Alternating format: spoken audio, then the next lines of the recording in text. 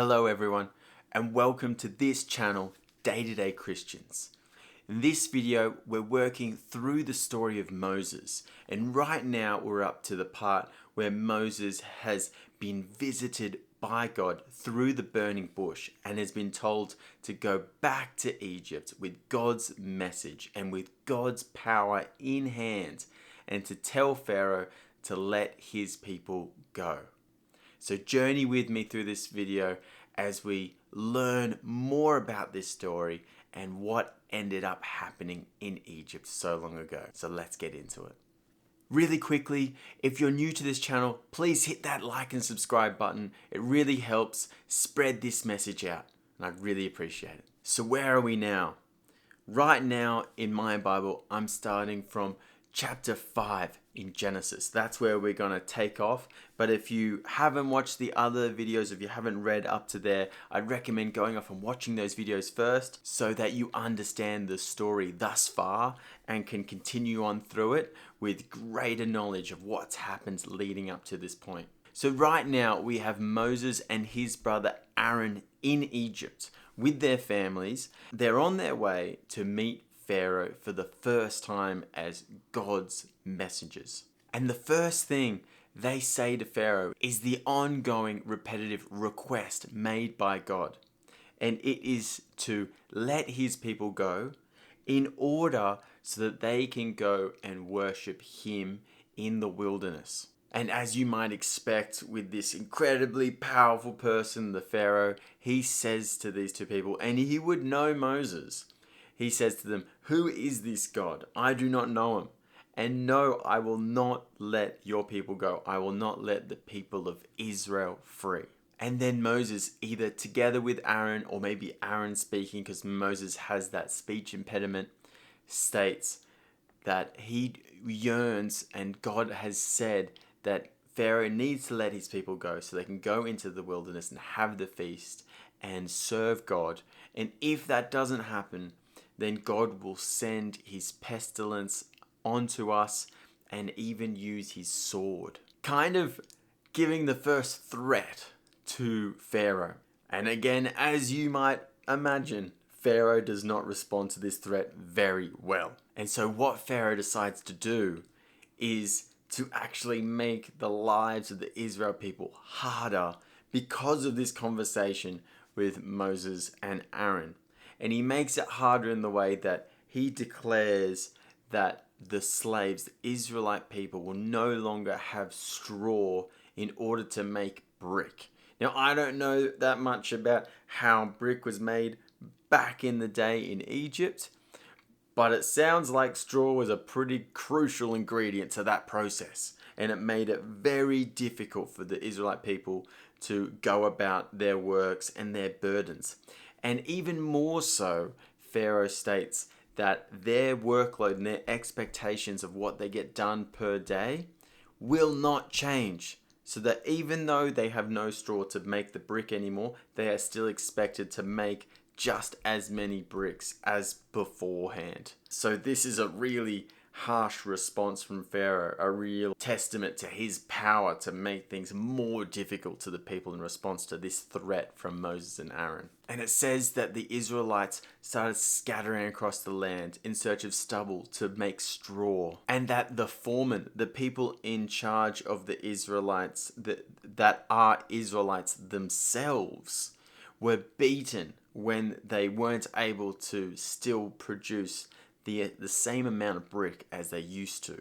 And these foremen come to Pharaoh and cry out, "Why are you doing this to us? Why are you making things even harder than they already are?" And Pharaoh states, "You had time to serve your Lord and sacrifice and give time to your God, so you should be using that time to work more for me." And when the Israelite leaders met back up with Moses and Aaron, they were obviously as well very upset, and they were hardened by this new implication Pharaoh had given to them. And Moses turned around and cried out to God and asked, "Why have you done this? Why have you sent me to these people? I have only made things worse." And God responded to Moses by saying this in chapter 6. But the Lord said to Moses, "Now you shall see what I will do to Pharaoh, for with a strong hand he will send them out, and with a strong hand he will drive them out of his land." And in chapter 6,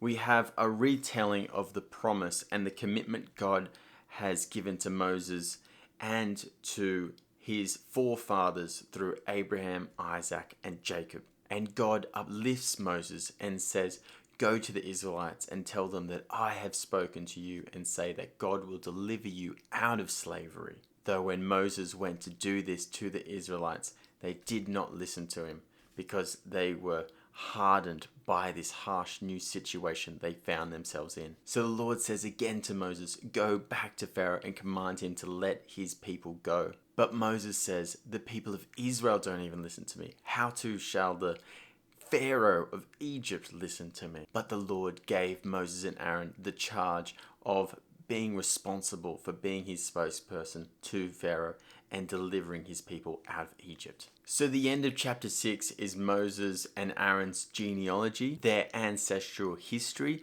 I'm not going to go into it, but you can read it if you like. Now we're going to get into chapter 7, which is the start of the plagues, the famous plagues that God sent to Egypt. But before sending any of the plagues, there is another famous conversation between Moses and Aaron and the Pharaoh and Pharaoh's court in Egypt.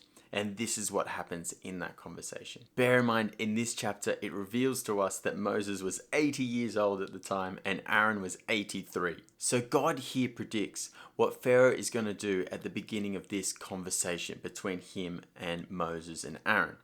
And he says to Moses, "Prepare yourselves to show Pharaoh the wonder of God," in the way of one of the wonders that God showed Moses at the burning bush, his staff turning into a snake. So Moses was prepared for this. And when Pharaoh asked to prove that and give them a miracle to prove that they were there from God as messages from their God, Moses actually got Aaron to do this miracle, and Aaron put the staff on the ground, and sure enough, the staff turned into a serpent, a snake. Then Pharaoh asked for his sorcerers, wise men, and magicians, we're just going to call them magicians from here on out, to come forward and try and reproduce what had just happened in front of him. And it says here in the Bible that they are able to do so.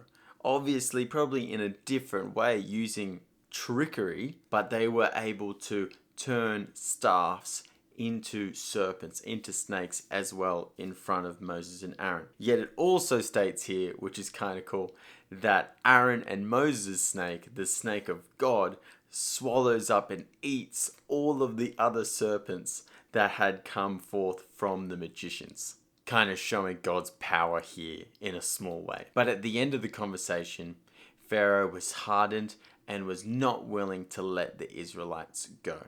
Okay, now we're going to get into the series of plagues. I'll try and make it as quick and as detailed as possible, so let's get through it and learn more about these plagues. Also, just quickly, at the beginning of chapter 7, the plagues are described by God as great acts of judgment. Really interesting to know. So it's actually a judgment thing on the Egyptians, these plagues coming at them. It's not just a wondrous thing to prove a point, but it's also, God says, a great acts of judgment. And the first one we have is God tells Moses to go down to the Nile early in the morning. The Nile, of course, is one of the biggest rivers on the planet, the one that runs through Egypt, which was the heart of the Egyptian civilization. And so Moses and Aaron went down to the Nile in the morning, and Pharaoh was there. And so Moses, when he walked down to the embankment of the Nile, the edge of the Nile, he saw Pharaoh, and he speaks to Pharaoh and says, "You have not allowed my people to go, the Israelites to go. You have not obeyed what God has commanded. So now I'm going to show and prove to you God's power." And so he took the staff, the same staff that turned into a serpent, and he walked into the water a little bit, and he put the staff into the Nile water. And then from the staff, the water turned to blood. The whole Nile turned to blood, and all the fish came to the surface because they all suffocated, they all died, all the animal life in the Nile died, and all of the Nile was now red with blood. But yet again, in this first plague, Pharaoh turns to his magicians, and the magicians here are written down that they did and were able to do the same thing in front of Pharaoh. Yet again, probably a different way of doing it, and probably not actually blood. But yet again, Pharaoh here turns to his magicians, who were able to reenact this wonder in front of Pharaoh in their own ways. So Pharaoh is not entirely impressed by Moses and Aaron, and is still hardened and does not allow the people to go. And it says at the end of the chapter that the Nile was like this for 7 days. So that was the first plague. Now we have the second plague. Just quickly, an important thing to note here is before every plague that God does to Egypt through Moses and Aaron, he gives Pharaoh the chance to let the people go. So at the beginning of each plague, the Lord says, go to Pharaoh and give him the option, let my people go, or this new plague's going to happen. And that happens for each of these plagues, but I'm not going to mention it for the next ones because it's repetitive and it happens for every single plague, just so you know. So the next plague threatened here is the plague of frogs. That frogs are going to come out from the water and infest everything, come into the houses, homes, and even come into where Pharaoh lives in the great citadel area of the upper class Egyptians. So it says here, Aaron actually enacted this plague. He stretched his hand over the waters and the frogs came. But yet again, the magicians of Pharaoh were able to produce a similar type of wonder in front of Pharaoh in their own secret ways. And so Pharaoh was not impressed by proving that what they had done was God's work, but he was worried and was not grateful about having all these frogs around. And in this second plague, Pharaoh actually says to Moses here, take away these frogs and I will let your people go. So giving a promise here that if you take away this plague, I'm going to do what God commanded.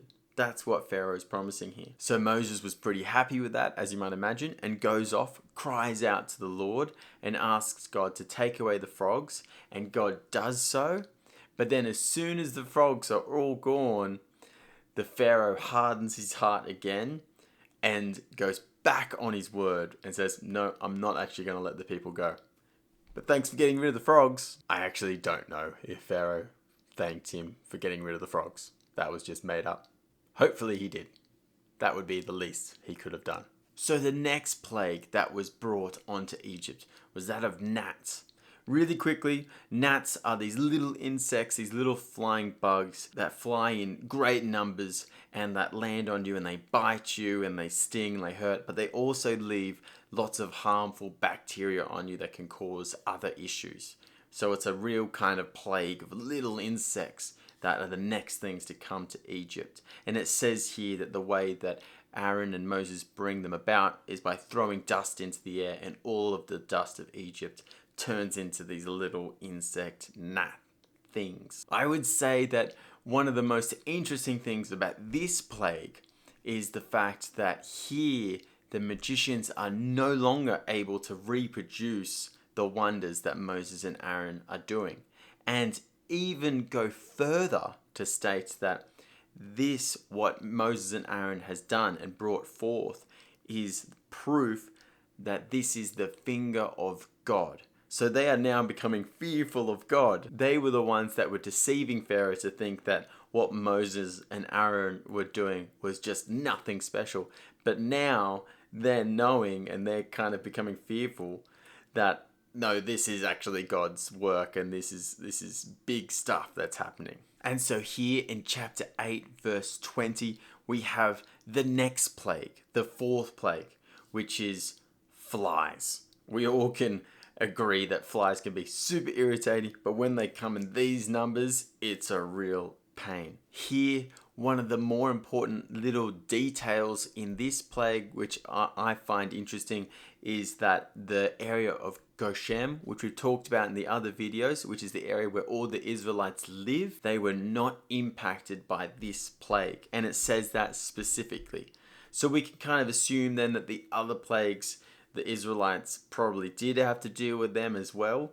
But this plague, God sent a barrier over his people, the Israelite people, so that they weren't going to be touched by these flies. It was literally just the Egyptians being impacted by this plague. And yet again, at the end of this chapter and of this plague, we have Pharaoh committing himself to Moses and Aaron, saying that if you take away this plague, I will allow you to go and sacrifice to your God. Just please take away these flies and I will do what you ask. And Moses says, may you not cheat us again like you did last time, and goes out, speaks to the Lord God, and God takes away the flies. And yet again, the Pharaoh goes back on his word and hardens his heart and doesn't let the people of Israel go. The fifth plague is that all of the livestock are going to die. And just like God predicts it and says he's going to do it, he does so, and all of the Egyptian livestock die that are out in the fields. And just like the plague previously, the Israelite livestock in the area of Goshen were safe. None of their livestock were killed. And Pharaoh went out and saw this, saw that all of the livestock of his people were gone, and yet the Israeli livestock still remained. And despite seeing this, he was still hardened and decided to not let the people go. The sixth plague to come to Egypt was that of boils. These big skin, kind of gross disease things that happen on the skin and impact people's health and well-being. The Lord told Moses to grab some salt from the kiln, this black stuff from like the fires, and throw it into the air, and that will start the boils. And so Moses did throw the soot into the air and the boils came about. And when Pharaoh looked to his magicians once more to see if they could make this thing happen, the magicians couldn't even gather themselves to try because they were too weak from the boils that was on their flesh. And after Pharaoh refuses Moses and Aaron once again, we have the seventh plague, which is of hail. This great hailstorm that comes to Egypt. And interestingly, through these verses, God says to Pharaoh through Moses that if he wanted to, he could have wiped out the Egyptians by now. But he has chosen not to, so that God may be proclaimed throughout the earth, and the Egyptians should know who the true God is. When the Egyptians were warned of this hail from coming, they were now really aware of this man Moses and the power that he was bringing to Egypt. And some Egyptians who started to fear God's wrath brought in their livestock and all their servants from outside so that they wouldn't be harmed by this huge storm. And some just disregarded it and didn't believe it was going to happen. And as you might expect, those that didn't bring their livestock and servants out from the field, all of the things that were out there were killed and destroyed. Trees were ripped apart, livestock, any of them that were left, they were killed, and even servants, people, Egyptians were killed that were outside. But yet again, Goshen, the area where the Israelites lived, was not affected by this insane hailstorm. They were all safe and saved from God's wrath and act of judgment to the Egyptians. And we see once again, Pharaoh talks to Moses and Aaron and says, I have sinned. I have seen your God. Please take away this hail and you will have your people. Please do this and you'll have what you want. So Moses went outside the city and lifted his hands and the hail immediately stopped. And you guessed it, as soon as Pharaoh saw that, he went straight back to sinning and hardened his heart and still said, you will not take your people. I will not let them go. So here we're up to the eighth plague that God brings onto Egypt. And this one is that of locusts. Locusts, if you look up pictures, are also these insect bug looking things, except they are big. They are big old bugs, and I would be terrified of these suckers, but they are big old bugs, and apparently they came and took over the face of the earth in Egypt. You couldn't see the ground because of how many locusts there were. And they ate and took everything. They ate all of the rest of the crops and the fruit from the trees and everything that survived from the previous plagues. And in chapter 10, verse 7 here, we have Pharaoh's servants speaking up and saying to Moses, "Who are you that's causing so much harm? Please leave. This is terrible." And Pharaoh says, "All right, if you are to go, who are you going to take with you?" In terms of out of the population of Israelites in Egypt, who are you wanting to take? And Moses responds back, everyone. He says the young, the old, the weak, everyone. Like whoever's there, I'm going to take them all and all their livestock. And Pharaoh gets angry and says, "No, you can take the men, but you can't take anything else." So that doesn't work for Moses. So that's when Moses stretches out his hands and the locusts come. And then after the locusts take over and cover the face of Egypt and are incredibly destructive to the rest of all the crops and all of the fields and fruits that the Egyptians had remaining, Pharaoh once again turns back to Moses and Aaron. He said, "I've sinned before God. I believe you. I'm going to do what you want. You can take your people. Just remove these locusts." Once again making a promise to Moses. So Moses once again goes out and asks God to take away the locusts, and once again God does so, and once again Pharaoh turns back on his word, hardens his heart, and doesn't do what he promises and doesn't allow the people to leave. So in chapter 10 verse 21 we have the next plague coming, and then this time it actually doesn't say that Pharaoh was given the option to not have this plague. It just says that God speaks to Moses and tells him to stretch out his hands, and that darkness covers all of Egypt. And that is the 9th plague, darkness. And for 3 days there was only darkness in Egypt. And so we have Pharaoh and Moses meeting up again, and Pharaoh here states, "All right, you can take your young and your old and your weak, all your people, and you can leave. But you must leave your livestock." And Moses comes back at him and says, "No, we need our livestock. God has told us that we need to bring sacrifices and offerings for him." And back in this day in the Old Testament, we know that the great sacrifices, the sacrifices usually made are of live animals. So the livestock are important not only for the well-being of the people, but also to make these great sacrifices to God. This makes Pharaoh quite mad once again, and he states here, he gives a threat back to Moses. For Pharaoh says, "For on the day you see my face again, you shall die." And Moses said, "As you say it, I will not see your face again." And chapter 11 sets us up for the last plague. And it says here at the beginning of chapter 11 that God knows and says to Moses that this is it. After this final wonder, after this final plague, Pharaoh will change his mind and allow you to leave, and you will be able to go with all of your possessions and everything.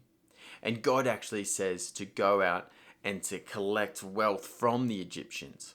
And the Egyptians give their wealth here, their silver and their gold, to Moses, because they are now very aware of how powerful and how prominent this person is in Egypt. This person that has brought so much devastation to such a powerful kingdom and has stood up to such a powerful person as the Pharaoh. And then from verse 4, I'm going to read through what Moses says is going to happen in this final plague.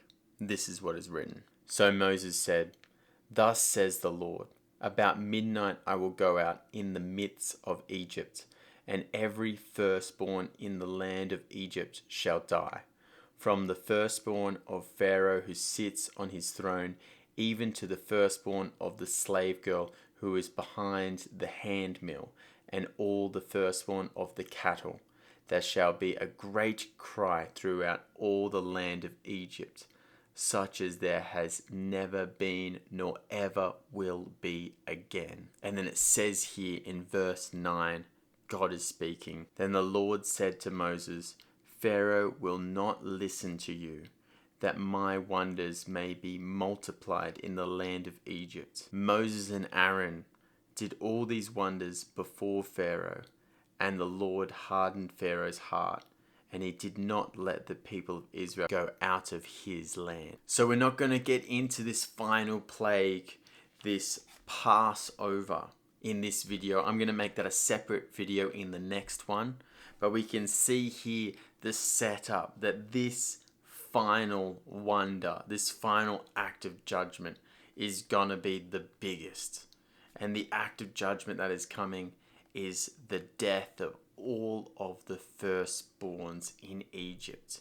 No matter if you're a high-ranking official like the Pharaoh, or a slave, or even the cattle, all of the firstborn are gonna be killed. Pretty powerful message God is preparing to send to Egypt to allow his people to leave. And at the end of this chapter, we hear that all that Moses and Aaron has done is what God has told them to do, and God has been well aware that Pharaoh's heart was going to be hardened, and that all of these things were going to happen, and this was a part of God's plan for his proclamation of his power on earth, so that more people would be very much aware that God is the God of creation and the God of us all, through these miraculous saving of this Israelite nation from the most powerful civilization on the earth at the moment, the Egyptian people. So there we have it, guys. There's the wonders of Egypt and all the plagues.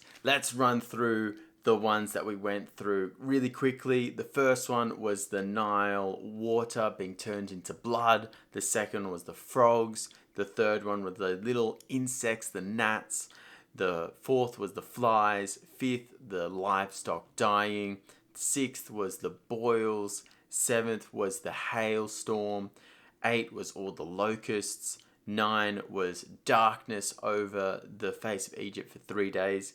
And the 10th is going to be this death of all of the firstborns. I hope you've liked this video. I hope you've learned something. Please, yet again, like and subscribe if you like this content. It'll help me make more content in the future and give me more motivation to bring these videos out to you. We're going to get into the Passover in the next video. I think it's going to be a super fascinating and important video. Thank you all for sticking around. God bless you, and I'll see you in the next video. Bye for now.